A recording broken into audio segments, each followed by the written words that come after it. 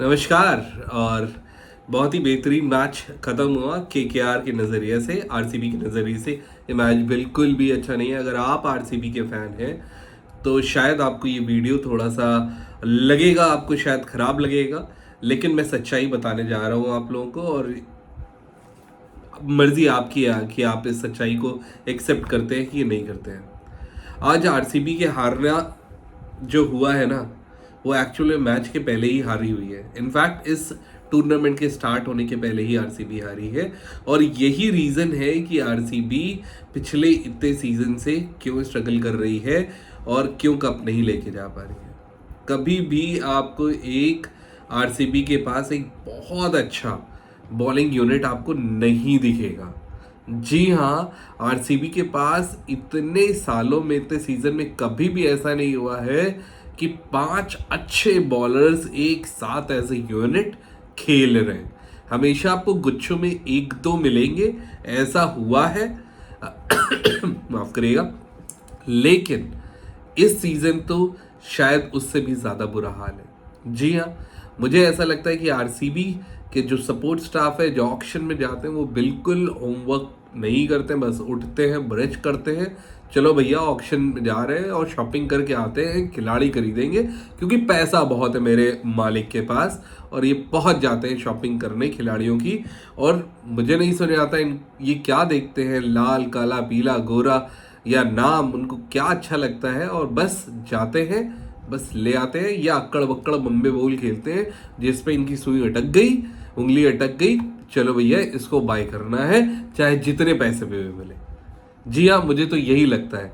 ये Alzarri Joseph को 11.5 करोड़ में खरीदते हैं, यश दयाल को ये 5 करोड़ में खरीदते हैं, और जबकि इनको शार्दुल ठाकुर मिल रहा था 4 करोड़ में, सीएसके ने खरीदा है। शार्दुल ठाकुर को ये क्यों नहीं लेके? यश दयाल से बेटर बॉलिंग करता, इंडिया के लिए अच्छा खेलता आ रहा है, सीएसके के लिए अच्छा खेला है, और उसकी जगह चेन्नई में इसलिए नहीं बन पा रही है क्योंकि उनके पास ऑलरेडी बॉलिंग इतनी अच्छी है, बेंच में भी अच्छे खिलाड़ी बैठे हुए। सारे लोग बॉलिंग भी नहीं कर रहे क्योंकि वो इतनी तगड़ी टीम में बैठा हुआ है। तो ठाकुर के पीछे जा सकती थी, और ठाकुर के होने से इनकी बैटिंग में भी एक कुशनिंग मिलती। पहली गलती वो, ठाकुर नहीं लिया क्रिस वोक्स, मतलब ट्रस्ट वर्दी, इंग्लैंड की फास्ट बॉलर, खतरनाक बैटिंग ये भी कर लेते हैं, और बॉलिंग तो इनकी शानदार है। मतलब वुड से ज़्यादा एज इनको मिलती है। अगर दो लोगों को सेलेक्ट करना है तो प्रेफरेंस वोक्स को ज़्यादा मिलती है वुड से। 4.2 करोड़ में बिका है वो। आप अल्जारी जोसेफ लेके बैठे हो 11 साढ़े 11 करोड़।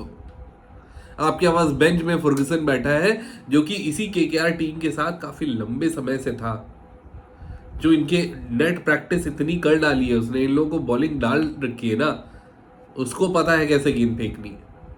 आप उसको नहीं खिला रहे हो, आप यश दयाल को खिला रहे हो। मतलब जो आपके, जिनके पीछे पैसे खर्चा करे आरसीबी ने और जिन पे भरोसा किया कि हाँ भैया ये हमारे 3 मेन फास्ट बॉलर है, वो उनके हाल देख लीजिए आप क्या है।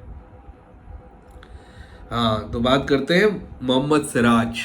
सबसे पहले भारतीय टीम 3 ओवर में 46 रन।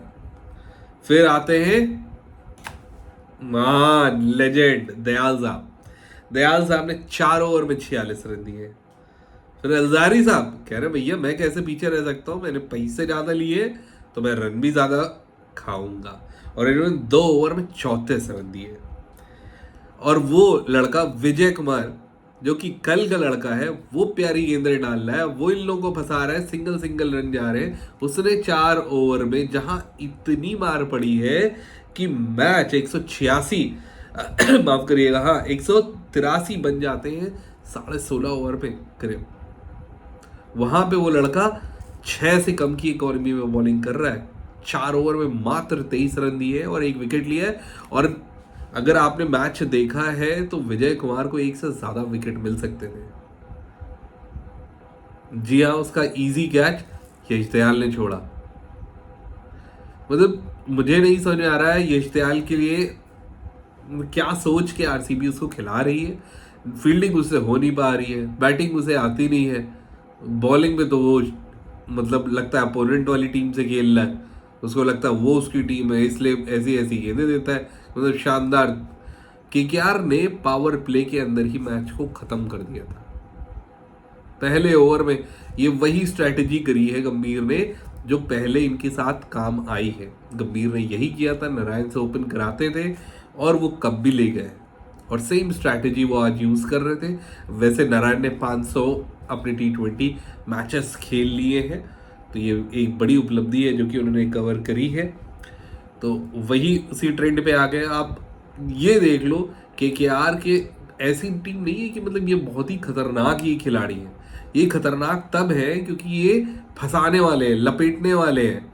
ये इनका फ्लो चलता है सीधे, मतलब इनकी रेंज में गेंद आएगी तो ये मारेंगे। आपने यहाँ तक कि वेंकटेश उसने आज 50 मारे, आप उसको भी देखो। मतलब वो बैट्समैन वाली बात नहीं आती, भले हो सकता है उसकी हाइट इतनी ज्यादा हो, जो क्लासिकल बैट्समैन वाली बातें नहीं आती है। वो मारता है तो लगता है कि हाँ केवल पावर है इसमें, पावर से मारता है। उसकी पोजीशंस, हेड पोजीशन, कई चीजें कई बार गलत हो जाती है, इसीलिए वो इंजरी में पड़ा रहता है। आज भी मारा पीछे, कमर पकड़ के फंस गया, स्पाइक उसका फंस गया था, पैर नहीं चला। लेकिन जो मारे हैं तो मारे हैं, केकेआर ने मैच जीता है और चौड़े से जीते, और जीतने के बाद पॉइंट्स टेबल पे दूसरे नंबर पे पहुंच गए। तो केकेआर से कोई क्रेडिट लेना नहीं है, लेकिन आरसीबी बुरा खेली है। और रही बात विराट कोहली की, विराट कोहली अच्छा खेले हैं, और जिस हिसाब से इनके मिडिल ऑर्डर रजत, अनुज और इन लोगों ने रन कम बनाए हैं और उनके कप्तान ने कम बनाए थे, तो दिनेश कार्तिक को इनको थैंक यू बोलना चाहिए कि वो बेचारा इस उम्र में भी आके छक्के छक्के मार रहा है। 8 गेंदों पे उसने आज फिर मार दिए 20 रन, 3 छक्के मारे। तो इस हिसाब से इनके रन इतने बन गए, वरना ये और पीछे होते। ओवरऑल विराट की बात करें तो विराट अपना उसी तरीके से अपनी टेम्पलेट में खेले जैसे वो खेलते हैं। 59 गेंदों में उन्होंने 83 रन बनाए हैं, लेकिन इनको एक हिटर चाहिए जो आरसीबी मिस कर रही है, जो इनके पास पहले गेल होता था, एबी होता था, जो कि ले जाते थे। क्योंकि मैक्सवेल जिस तरीके से खेल रहे हैं इस तरीके से काम नहीं हो पाएगा। 3 मैच हो गए हैं और मैक्सवेल अभी तक इम्प्रेस नहीं कर पाए हैं। तो या तो फिर इनके सामने इनका एक मैच करा दो अलग से, आरसीबी वालों देख लो भैया, अफगानिस्तान से कुछ बात करके एक फ्रेंडली मैच अलग करा दो और शायद फॉर्म वापस आ जाए उनको देख देख के। या अफगानिस्तान को कोई बॉलर डलवा दो अपोजिट टीम में कि मतलब मैक्सवेल का भी बल्ला चल जाए। तो मैच में ज़्यादा कुछ है नहीं, मैं क्या ही बताऊँ। मतलब वो सॉल्ट आया आरसीबी के नमक पे, आरसीबी के घाव पे नमक छिड़क के गया है। और अब पिछले 6 मैचों में से 5 मैच जीते हुए हैं केकेआर ने और 1 मैच जीती है आरसीबी। और 2016 से, जी हाँ 2016 से अभी तक के आरसीबी अपने होम ग्राउंड में केकेआर को नहीं हरा पाई। और जब आप पोस्ट मैच प्रेजेंटेशन चल रहा था उस समय भी बातें चल रही थी, तो आपने सुना होगा केकेआर के कोच ने बताया ये पिच ऐसी थी कि 2 तरीके का बाउंस हो रहा था। जी हाँ, वो बता रहे 2 तरीके का बाउंस हो रहा था, यहाँ पे स्लोअर्स चलेंगी। इसीलिए उनके भी मेन बॉलर्स को अगर हम देखेंगे केकेआर की तरफ से स्टार्क मारे गए और राणा जी भी लगभग मारे गए, 40 रन दे ही दिए 4 ओवर में। फिर नारायण की बात करेंगे, नारायण ने भी 40 रन दिए हैं।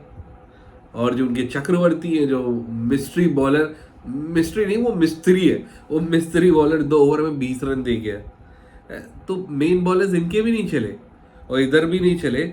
चला कौन? अनुकूल, 2 ओवर में मात्र 6 रन, 3 की इकॉनमी।